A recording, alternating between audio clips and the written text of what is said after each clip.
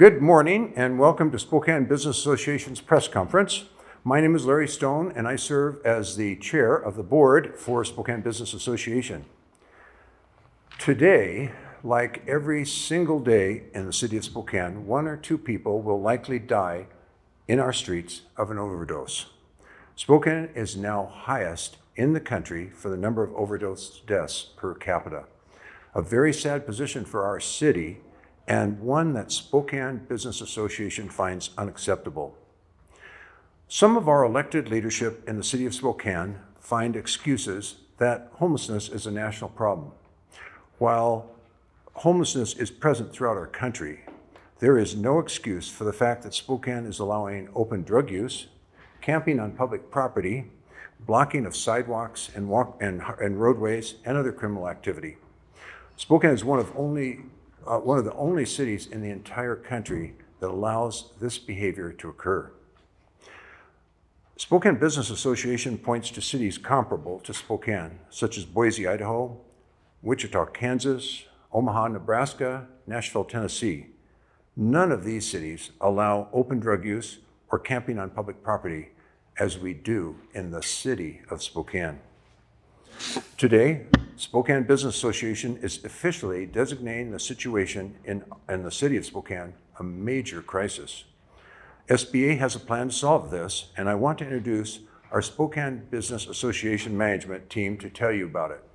First up is Spokane Business Association President Brad Barnett.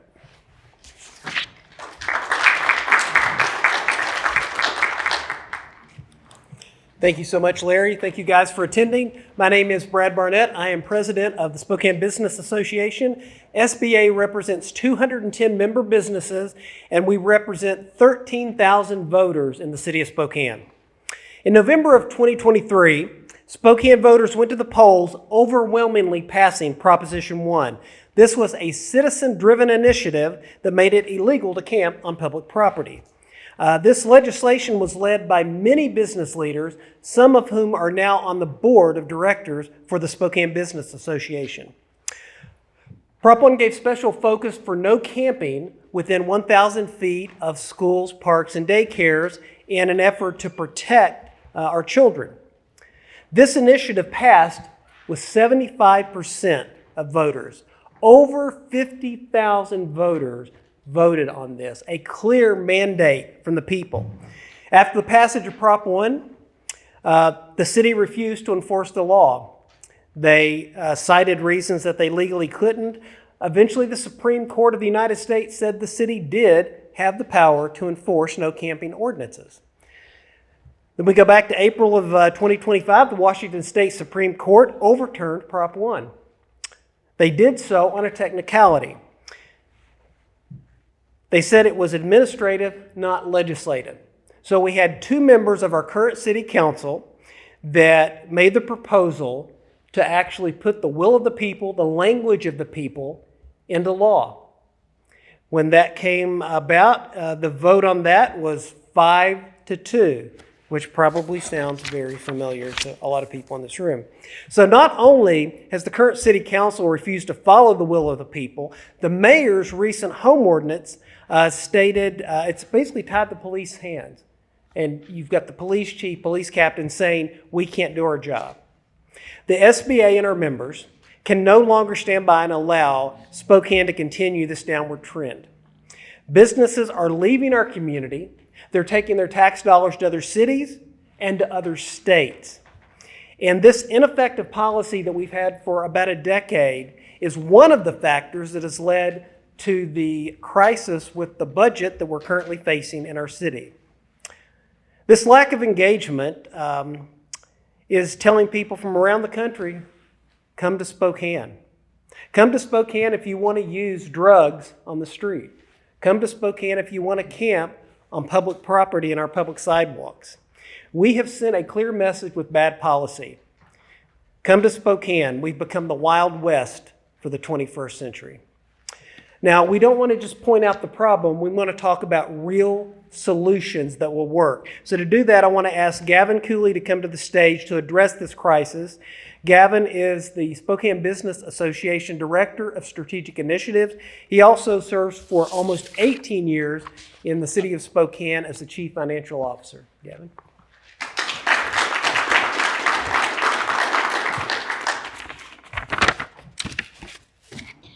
Thank you, Brad, and good morning. To begin, thank you to Dignified Workday for welcoming us into their future home. They do amazing work here in Spokane, providing opportunities to people overcoming barriers and rebuilding their lives. We're standing here in the former Redemption Church, a congregation that was forced to move because of the challenges we continue to see right here and throughout our community. This is Division Street, the gateway into Spokane, where visitors should see a thriving city, a city that cares for its people. Instead, they see a city that's failing. Let's start with the facts. When the City Council passed the Mayor's Home Ordinance camping laws early in July, Spokane Business Association warned that a peer engagement, no enforcement approach simply would not work. Now, 3 months later, the city has confirmed 0 citations, 0 individuals accepting services. We do appreciate the mayor now promising adjustments to those camping laws. But the biggest challenge that we all hoped for, the biggest change we all hoped for, was clear outcomes, firm dates, and measurable performance standards. All of those are still missing. Without those, it just feels like another bag of fog, leaving us all to wonder when, if ever, this crisis will be resolved. To be sure, this is a crisis, so consider the numbers. According to our annual HUD point-in-time count, unhoused population in Spokane went up nearly 40% this year. According to CDC data, Spokane is one of the highest overdose death rates in America. Kimberly and Hagood recently reported a downtown office vacancy rate of 32%, one of the highest in the nation. City Hall faces a growing $13 million budget deficit as city revenues are struggling to keep up with the expenses, struggling with the crisis that we're in. And finally, a GSI survey, a large survey this year, reported that 82% of citizens are worried about the future of downtown, and they do not trust the city has any kind of plan that can address homelessness or safety. The cost of inaction and no enforcement in Spokane is too clear. Jobs, businesses, and lives are being lost. And let's be clear, when we talk about enforcement, we mean enforcement of in public spaces of camping, open drug use, and obstruction of entryways and public spaces and streets, and sidewalks. Other cities have already shown us the way forward. Spokane's Business Association has spoken to mayors across the country who successfully tackled these same issues. And they all tell us the same thing. Effective enforcement is essential for keeping public spaces safe. And they stress that enforcement is also the first step that moves people into the help they need to rebuild their lives. So that is the context and the foundation for today's event, an event to introduce a 75% leadership pledge, a commitment to enact laws based on the Spokane Business Association's blueprint for legislation. What does our proposed legislation do? First of all, it honors the will of 75% of voters who approved Proposition 1 in 2023. It specifically defines prohibited behaviors: open drug use, unauthorized camping, obstruction, and aggressive or threatening behaviors. And it requires immediate engagement at the time and the place of the violation. And I want to repeat that.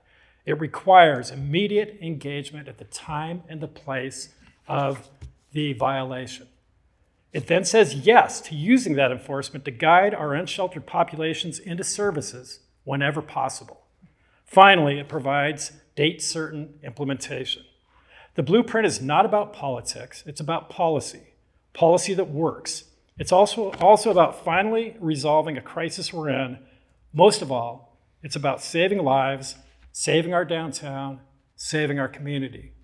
So we're here asking all of our city council candidates, will you settle for a broken status quo that isn't working, that hasn't been working for a long time? Or will you choose to lead us toward change? That's what the 75% pledge is about, a firm commitment by city council candidates to pass legislation needed to make Spokane's public spaces safe again and to save the lives of our most vulnerable populations. And now, it's my honor to welcome Pastor Miles Rohde, the lead pastor of Redeeming Grace Church here in Spokane, whose home was formerly right here in this building. Pastor Rohde.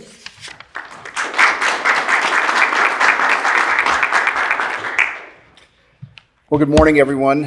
Thank you for the invitation, Gavin, to be a part of this. Never thought that this would be the actual last thing I would be a part of down here. But let me just tell you a little bit of our story. We took possession of the building here at the corner of 2nd Division in the summer of 2014, and we were told that there would not be young families that would come with their children in this area because of what the church before us experienced. That was 90% of our church. For 10 years, we were largely a young family church. And at the height of our time here, we had 90 children roaming this room, in the nursery here, and up in the kids' ministry. And our location for us here was central to our mission. We believed that we wanted to welcome everyone to redemption in the Lord Jesus Christ. And we chose this location because it was the most central. We had people coming from all corners of the Inland Northwest to be a part of what the Lord was doing here. We wanted not to see a gospel witness that had been at this corner for nearly 100 years be gone. And so we wanted to be a part of that. And little did we know that any of us would experience the kind of hindrance that we faced over the last now 11 years in ministry here. As a pastor, I'm charged with the care of souls. I'm charged with knowing the flock, leading the flock, feeding the flock, and protecting the flock. But I never thought once that part of that protecting of the flock would be a result of what was going on downtown here, outside our building. Drive-by shooting that took place in June of 2021, a murder that took place just an hour before our Sunday service. The shooting took place during my sermon that I was preaching. That murder across the street happened just a few weeks later. Countless vandalism, criminal homeless element that seemed to have more freedom on our property than we did on ours. And every day coming with the fear of what we would find waiting for us when our church gathered. Hundreds of calls to 911, dozens of those calls being sent to voicemail. First time I'd ever experienced that was a shock. Overdoses on our steps, fentanyl residue and foil everywhere that needed to be cleared up before our children would enter that door that all of us came in. Very fearful that any of these kids would, as kids do, be interested in shiny things. And oftentimes it was at great risk. I never thought that I would miss picking up syringes and needles. While nearly all of the businesses here down in this core have suffered, we were hindered from doing the work that we were called to do. And so to be able to care for our people, for 10 years pastoring this church, we had to leave. We put our building on the market 2.5 years ago. We had an offer from a business in town, a nonprofit organization that was going to work towards treatment of those who were down here. And the mayor's office jumped in and that deal was canceled for us. Our insurance increased by 300%. We constantly had to repair broken windows, graffiti, all the other trash and human waste that was here. What was meant to be a gateway to our beautiful city really turned into a gateway of chaos and crisis. And there were a lot of wonderful things that took place in this building.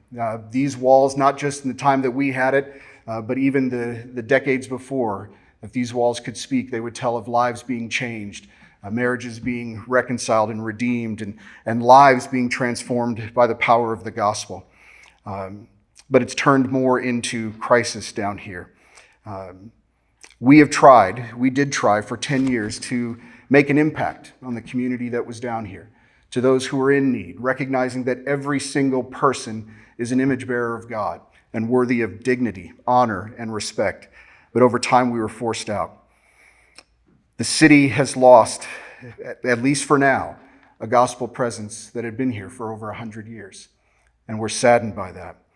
I used to tell our church family as we were just striving for unity in mission and purpose that we will always find ourselves at the corner of division. I didn't know that would become a metaphor for what has taken place. But I do pray that there will be continued gospel witness here, and the work that seems to be taking place that Lisa's envisioned for this building to be able to have a greater impact. And we were sad to leave, but we were grateful that we still continue as we are merged with another church in North Spokane and continuing the message that we always had here of God's redeeming grace. And so thank you for the privilege and the opportunity to tell a little bit of our story.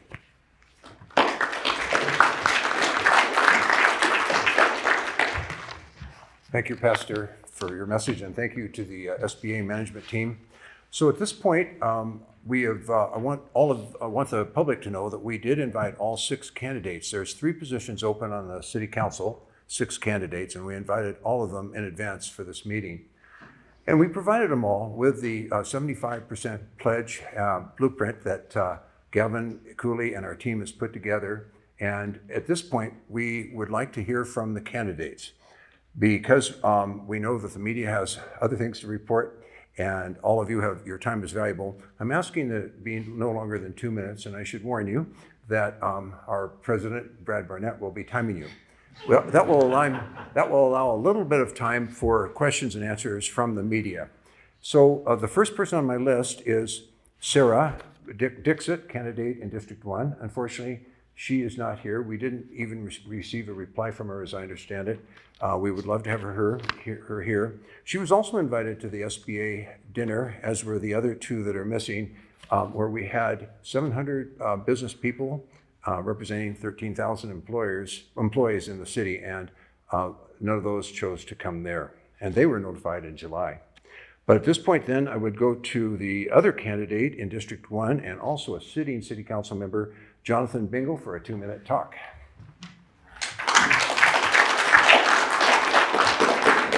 Was a former pastor and elected official. Brevity is not something I'm great at, but I do appreciate everybody being here. I think as we all can see, I mean, if you walk down Pacific right now, you're going to see, the result of our current policies, and it is glaringly evident that we need something to be different. As a representative of this community, I think it's very important to represent the will of the people, and the people overwhelmingly spoke and said, we want something to be different, and this is what we want. And that is the pledge that I make to the city of Spokane, is I will continue to represent your voice in City Hall, and I will continue to represent you on this particular issue, finding ways that we can actually have real engagement and enforcement, because you need both to be effective in this space, and you can't go too heavy one way or the other. You need both. And so my pledge is to support the measure that's coming forward here. It's incredibly important that we do something different if we want to save lives, if we want to protect our city, if we want to protect our citizens, create a space that is ripe for business investment. We have to step forward in the way that is being asked of us and the way that the people are asking us to do so. And that's what I intend to do. So thank you all for being here. So we just looked at District 1, which is the northwest district of the city. Now we're going to look at the District 2, which is the South Hill and the East Central district part of our city. Once again, we invited both candidates, and Kate Tellis would be first up, but she has not responded either, and she also didn't respond to our SBA dinner back earlier in September. So at this point, I would ask the other candidate, Alejandro Barrientos, to come forward and state his position on our blueprint.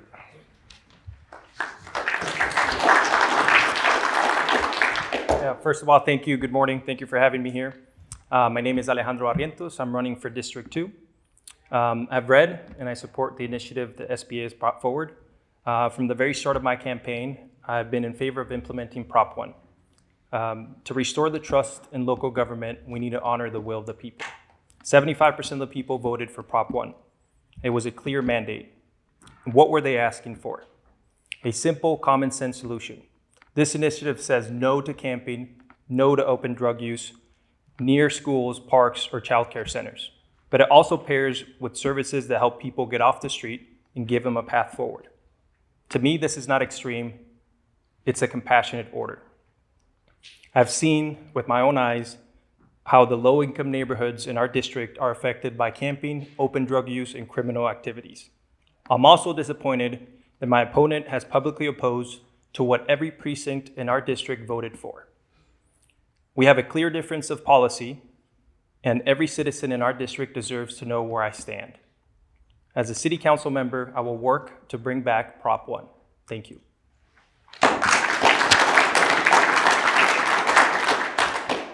Thank you, Alejandro. And that takes us to our final district, which is District 3, the northwest portion. Did I say northwest? I meant to say northeast, the northwest portion of our city. And we invited both candidates again. One is Councilmember Zach Sapone, and again, we did not hear from him.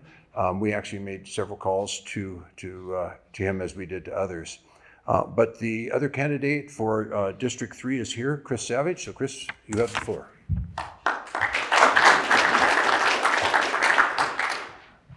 Well, thank you all for being here. As you can hear from the previous speakers, we definitely need Prop 1. We need to reinstate Prop 1 because the home ordinance that was authored by my opponent has been an utter and complete failure. No citation's been done. No outreach has been taken by these individuals. We can see that these ordinances are not working. We need to follow the will of the people and make sure that their voice is being heard. With 75% of the people overwhelmingly voting for Prop 1, that is what they want. We need to do what they are requesting because this is important and vital to our city. We are fighting for the soul of our city right now. That is why you see a 32% vacancy rate downtown, which at the beginning of my campaign was at a 28-29%. We've raised 3%. That is not good. We need to reinstate Prop 1, and that is why I will commit to SBA's 75% leadership blueprint, backed by 75% of the voters, which is a camping ban, stopping open drug use, and restoring safe public spaces. That is what is needed right now in our city so we can have a clean, vibrant city that our families, our children, everyone can experience and belong in, because that's what happens here in Spokane, is we all belong. Thank you. Thank you, Chris. At this point, we'll open it up for questions from the media for our candidates or from our management. Yes, sir. Let's see, this could be a question for any of the candidates, but I was wondering just if you had a chance to take a look at some of the mayor's proposed adjustments to the home initiative, whether or not you think that's something that could work in tandem with the provisions of Prop 1. I'll say I just received it this morning, haven't been able to process through it fully, and so I couldn't say one way or the other, but I'll have an answer for you later today. I have not seen it also, but I will take a look at it and see what policies are good with it. I've looked into it, and it looks like there is some more enforcement that is coming, which we definitely need, but it seems to still be lacking, and I'm waiting to see if it actually will be implemented, because right now, in the past 3 months, again, 0 citations, 0 enforcement, so I think it's very lacking, and we're waiting to be seeing. So I have very wariness on it, but we'll see what happens. Great. Other questions? Yes. Larry, I've got a question for you. Between Prop 1 to today, how much of your own money have you invested in this strategy? So I don't know the answer to that specifically. I was born and raised in Spokane. I absolutely love Spokane. I'm in a financial position that I could live anywhere. I choose to live in Spokane. And I have invested hugely in Spokane. Right now, I've just donated $200,000 to the city for addition to the park, the Spokane Riverfront Park. I would love to give money to the city, and I've put money in every election for probably 30 years.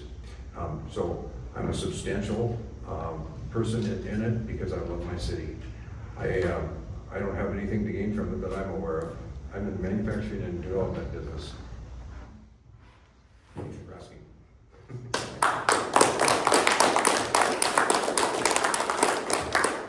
So other questions?